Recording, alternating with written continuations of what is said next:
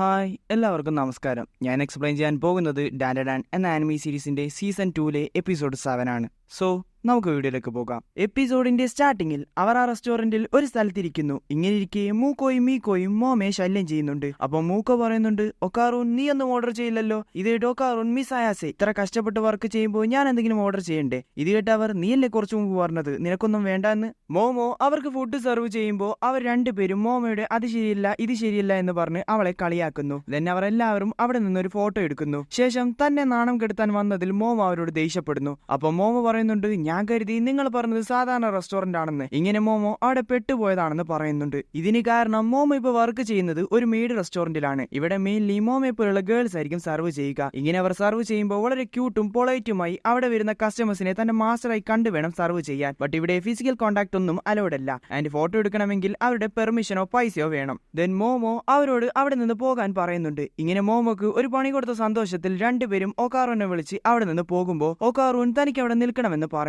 ഇത് കേട്ട് രണ്ടുപേരും ഒക്കാറൂനെ വിട്ട് അവിടെ നിന്ന് പോകുന്നു. ഇവിടെ ഒക്കാറൂൻ ഇപ്പൊ സംഭവിച്ചതിനൊക്കെ സോറി പറയുന്നു. എന്നിട്ട് മോമയോട് അവളുടെ ജോലി എത്ര മണിക്ക് കഴിയുമെന്ന് ചോദിക്കുന്നു. ഇത് കേട്ട് 10 മണിയാകുമെന്ന് മോമോ പറയുന്നു. ഇത് കേട്ട് ഒക്കാറൂൻ ഞാൻ അതുവരെ വെയിറ്റ് ചെയ്യാമെന്ന് പറയുന്നു. ഇത് കേട്ട് മോമോ അതിന്റെ ആവശ്യമില്ല, നിനക്കറിയില്ലേ ഞാനിപ്പോ വളരെ സ്ട്രോങ് ആണ്, സോ നീ ഇവിടെ നിന്ന് തണുപ്പ് കൊള്ളേണ്ട ആവശ്യമില്ല. ഇത് കേട്ട് ഒക്കാറൂൻ ഓക്കെ എന്ന് പറഞ്ഞ് അവിടെ നിന്ന് പോകുന്നു. ദെൻ മോമോ തന്റെ ജോലി ചെയ്യുന്നു. ഇങ്ങനെ ചെയ്യുമ്പോൾ മോമോ ഇടയ്ക്കിടയ്ക്ക് ടൈം നോക്കുന്നുണ്ട്. ഇങ്ങനെ ജോലി ചെയ്ത് മോമോ വല്ലാണ്ടാവുന്നു. അങ്ങനെ മോമോയുടെ ടൈം അവസാനിക്കുന്നു. മോമോ അവിടെയുള്ള ഗേൾസിനോട് ബായ് പറഞ്ഞ് അവിടെ നിന്ന് ഇറങ്ങുന്നു. ഇപ്പൊ നല്ല ലേറ്റ് ആയതുകൊണ്ട് മിക്ക ഷോപ്സും ക്ലോസ് ചെയ്തു. ഇങ്ങനെ മോമോ പോകുമ്പോൾ അവിടെ ഒക്കാറൂൻ ഓടി വരുന്നു. എന്നിട്ട് അവളോട് പറയുന്നു, ഈ സമയത്ത് നിന്നെ തനിച്ചു വിടാൻ എനിക്ക് പറ്റില്ല, വാ നമുക്ക് വീട്ടിൽ പോകാം എന്ന് പറഞ്ഞ് തന്റെ കൈ ഒക്കാറൂൻ നീട്ടുന്നു. പെട്ടെന്ന് ഒക്കാറൂൻ തന്റെ കൈ മാറ്റുന്നു. ഇങ്ങനെ ഇരിക്കെ മോമോ അവന്റെ കൈ പിടിച്ച് അവനോട് പറയുന്നു, ഇങ്ങനെ ചെയ്താൽ നമുക്ക് തണുപ്പ് അനുഭവപ്പെടില്ല. ഇവിടെ ജിജി തന്റെ സ്പിരിച്വൽ എനർജി കൺട്രോൾ ചെയ്യാൻ വേണ്ടി ട്രെയിനിങ് ചെയ്യുകയാണ്. മാഞ്ചിറോ അവനെ നല്ലപോലെ തള്ളുന്നുണ്ട്. ബട്ട് ജിജി അനങ്ങാതെ അവിടെ തന്നെ നിൽക്കുന്നു. ദെൻ മുത്തശ്ശി ജിജിയോട് മൈൻഡ് ഉപയോഗിക്കാൻ പറയുന്നു.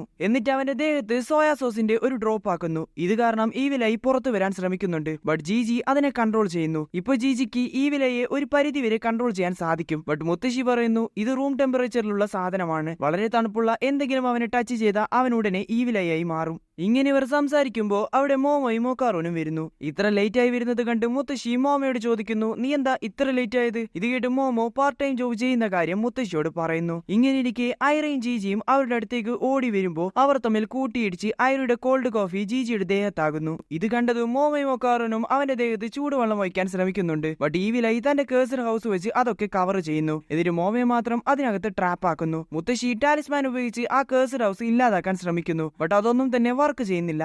ഈവിലായി മോമയെ അറ്റാക്ക് ചെയ്യാൻ പോകുമ്പോൾ മോമോ തന്റെ പവർ യൂസ് ചെയ്ത് ഈവിലായി അറ്റാക്ക് ചെയ്യുന്നു. ബട്ട് ഈവിലായി ആ കേസർ ഹൗസ് ചെറുതാക്കുന്നു. ഇത് കാരണം മോമോക്ക് തന്റെ പവർ യൂസ് ചെയ്യാൻ സാധിക്കുന്നില്ല. ഈവിലായി മോമയെ കൊല്ലാൻ പോകുന്നു. ഒക്കാറൂൻ ബാരിയറിന്റെ പുറത്തായതുകൊണ്ട് അവൻ ഒന്നും തന്നെ ചെയ്യാൻ സാധിക്കുന്നില്ല. ഈവിലായി മോമയെ അറ്റാക്ക് ചെയ്യുന്നതിന് മുമ്പ് മോമോ തന്റെ വായിലുണ്ടായിരുന്ന ചൂടുവെള്ളം അവന്റെ മുഖത്ത് തുപ്പിക്കളയുന്നു. മോമയും ഒക്കാറൂനും വീട്ടിൽ വന്ന ഉടനെ ചൂടുവെള്ളം കുടിക്കുന്നുണ്ടായിരുന്നു. അപ്പോഴാണ് ജിജി ഈവിലായി മാറിയത്. ഇത് കാരണം ഈവിലായി ജിജിയായി മാറുന്നു. കുറച്ച് സെക്കൻഡ് കൂടി കിട്ടിയിരുന്നെങ്കിൽ ജിജി മോമയെ കൊന്നിട്ടുണ്ടാകും. ഇങ്ങനെ ഷോക്കായി മോമയോട് സോറി പറയുമ്പോൾ പെട്ടെന്ന് ഒക്കാറൂൻ വന്ന് അവനെ തള്ളി മാറ്റുന്നു. എന്നിട്ട് മോമോക്ക് എന്തെങ്കിലും പറ്റിയോ എന്ന് ചോദിക്കുന്നു. മുത്തശ്ശി ജിജിക്ക് ഒരു ടവൽ കൊടുത്തിട്ട് പറയുന്നു, ഈ കാര്യത്തിൽ നിന്റെ ഭാഗത്തൊരു തെറ്റുമില്ല. അപ്പൊ ജിജി താഴേക്ക് നോക്കുമ്പോഴാണ് കാണുന്നത് ആ ബാരിയറിൽ ടാലിസ്മാൻ വെക്കാൻ ശ്രമിച്ചത് കൊണ്ട് മുത്തശ്ശിയുടെ കൈക്ക് നല്ലപോലെ പരിക്ക് പറ്റിയിട്ടുണ്ട്. രാത്രി ഐറ മോമയോട് സോറി പറയുന്നു. തന്റെ കോൾഡ് കോഫി കാരണമാണ് ഇതൊക്കെ സംഭവിച്ചത്. ഇത് കേട്ട് മോമോ അതൊന്നും കുഴപ്പമില്ല എന്ന് പറഞ്ഞ് കിടക്കുന്നു. ഇവിടെ ഒക്കാറൂൻ ജിജിയും ആ ഇൻസിഡന്റിന് ശേഷം പരസ്പരം സംസാരിച്ചിട്ടില്ല.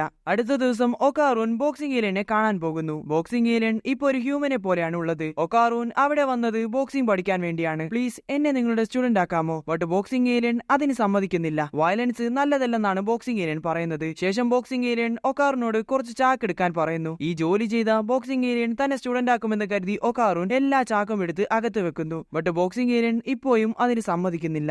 ഇവിടെ രാത്രി ഒക്കാറൂൻ വളരെ അവശനായി തിരിച്ചു വരുന്നു. അപ്പൊ അവൻ പറയുന്നുണ്ട്, ഞാൻ നാളെ വീണ്ടും പോയി ബോക്സിംഗ് ഏലിയനെ കൺവിൻസ് ചെയ്യും. ഒക്കാറൂൻ ഇത്ര ലേറ്റ് ആയി വരുന്നത് കണ്ട് മുത്തശ്ശി, നീ എന്താ ഇത്ര ലേറ്റ് ആയത്? നീയും പാർട്ട് ടൈം ജോബ് തുടങ്ങിയോ? ജിജിയും ഒക്കാറൂനും ഇപ്പോഴും സംസാരിക്കുന്നില്ല. ഇവിടെ മാഞ്ചിറ പറയുന്നു, ജിജിക്ക് ഈവിലയെ കൺട്രോൾ ചെയ്യാൻ സാധിക്കില്ല, നമ്മൾ എത്രയും പെട്ടെന്ന് ഹയാഷി ഗ്രൂപ്പിനെ തിരിച്ചു വിളിക്കണം. മുത്തശ്ശിക്ക് ഈ റിച്വൽ ചെയ്യാൻ എന്തെങ്കിലും ബുദ്ധിമുട്ടുണ്ടെങ്കിൽ മാഞ്ചിറോ ചെയ്യാമെന്ന് പറയുന്നു. ഇത് കേട്ട് മുത്തശ്ശി, കുട്ടികൾക്ക് എന്തെങ്കിലും പ്രശ്നമുണ്ടെങ്കിൽ നമ്മൾ മുതിർന്നവർ വേണം അവരുടെ കൂടെ നിൽക്കാൻ. ഇത് കേട്ട് മാഞ്ചിറോ, ബട്ട് നമ്മൾ മുതിർന്നവരുടെ കടമയാണ് കുട്ടികൾക്ക് യഥാർത്ഥത്തിൽ ഈ ലോകം എങ്ങനെയാണെന്ന് കാണിച്ചു കൊടുക്കേണ്ടത്. കാരണം എല്ലാ കാര്യങ്ങളും നമ്മൾ വിചാരിക്കുന്നത് പോലെ നടക്കില്ല എന്ന് പറഞ്ഞ് മാഞ്ചിറോ അവിടെ നിന്ന് പോകുന്നു. ഇവിടെ ഒക്കാറൂൻ അവന്റെ പഞ്ച് സ്ട്രോങ് ആക്കാൻ വേണ്ടി പ്രാക്ടീസ് ചെയ്യുകയാണ്. ഇത് കണ്ട് ടർബോ ഗ്രാനി, നീ ഇവിടെ ഡാൻസ് പ്രാക്ടീസ് ചെയ്യുകയാണോ? ഇത് കേട്ട് ഒക്കാറൂൻ, ഞാൻ പഞ്ച് പ്രാക്ടീസ് ചെയ്യുകയാണ്. എന്റെ പഞ്ച് സ്ട്രോങ് ആണെങ്കിൽ എനിക്ക് ഈ വിലയെ ഡിഫീറ്റ് ചെയ്യാൻ സാധിക്കൂ. ഇത് കേട്ട് ടർബോ ഗ്രാനി, നിനക്ക് പഞ്ച് ചെയ്യണോ അതോ സ്ട്രോങ് ആകണോ? കാരണം ഈ വില നിന്നേക്കാൾ പവർഫുൾ ആൻഡ് ക്വിക്ക് ആണ്. പിന്നെ നീ മറന്നുപോയോന്ന് എനിക്കറിയില്ല,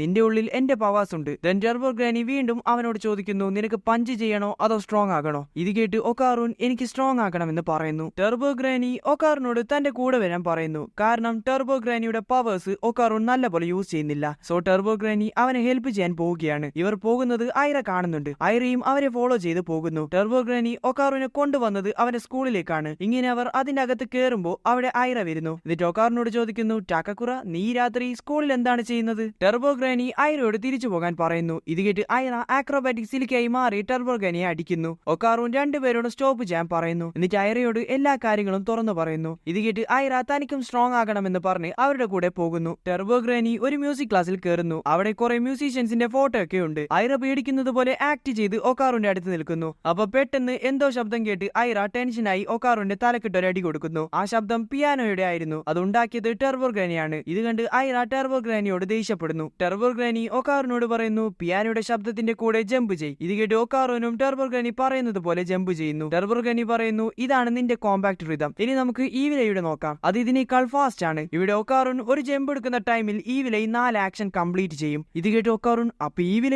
ടർബോ ഗ്രാനിയേക്കാൾ സ്ട്രോങ് ആണോ? ഇത് കേട്ട് ടർബോ ഗ്രാനി, മിണ്ടാതിരിക്കടാ, ഞാൻ അവനേക്കാൾ 10 ബില്യൺ ഫാസ്റ്റർ ആണ്. ഇവിടെ ഞാൻ പറയുന്നത് ടെക്നിക്കിനെ പറ്റിയാണ്. ഒക്കാറൂൻ ഒരു ബീറ്റിൽ 2 ആക്ഷൻ ആണ് ചെയ്യുന്നത്. ഇതേ സമയം ഐറ ഒരു ബീറ്റിൽ 4 ആക്ഷൻ ചെയ്യും. ഐറയെ പോലെ ഈ വില ഒരു ബീറ്റിൽ 4 ആക്ഷൻ ചെയ്യും. ആൻഡ് കേഴ്സ്ഡ് ഹൗസിൽ ഈ വില ഒരു ബീറ്റിൽ 10 ആക്ഷൻ വരെ ചെയ്യും. ഇങ്ങനെ ടർബോ ഗ്രാനി പറയുമ്പോൾ പിയാനോ ആരോ പ്ലേ ചെയ്യുന്നു. അതാരാണെന്ന് നോക്കുമ്പോൾ അവിടെ ഒരു വലിയ തലയുള്ള മ്യൂസീഷ്യൻ വരുന്നു. അദ്ദേഹം പിയാനോ പ്ലേ ചെയ്യുന്നതിന്റെ സൗണ്ട് അവർക്ക് സഹിക്കാൻ പറ്റുന്നില്ല. ടർബോ ഗ്രാനി പറയുന്നു, അവർ വന്നു.